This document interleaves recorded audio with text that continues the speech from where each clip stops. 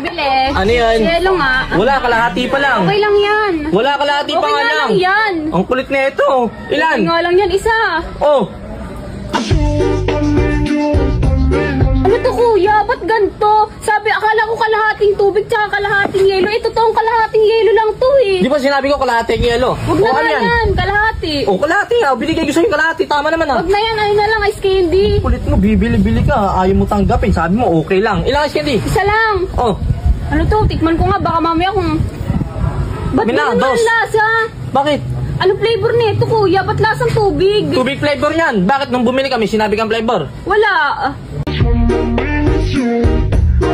Oh, wala ka palang sinabi. Ba't ka nagagalit? At sinabi mo, pabili ice candy, yung grapes flavor. Para binigay ko sa'yo, kulay violet. Ano naman ito? Sige na nga, bayaran ko na lang to Gcash. Gcash pa? Oo. Dos lang yan. Okay lang yun.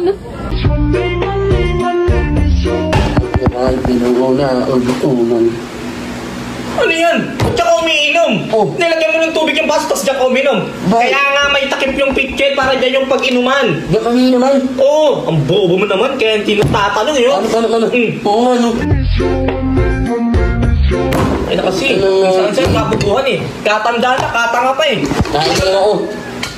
Oh, ano yan? Ba't ka kumakain? Bakit? Sa takip. Bobo, paano pa nauso yung plato? Kaya nga may plato para pagkainan. Ayan oh. Ayan. Oh, lagyan mong kanin. Alam ko naman Kaya naman. kumain. Ano yung hindi ka kumain? Ano mo kaya ayaw mong... Parang kabubo eh. Ang tagal-tagal mo na sa mundo. Wala ka pang... Ang gulo ko eh. Pinakatama ko lang sa'yo yung tama. Hindi mo alam eh. Ano na nga? Umalis ka na nga. Yan, umalis ka na. Kanina ka pa eh.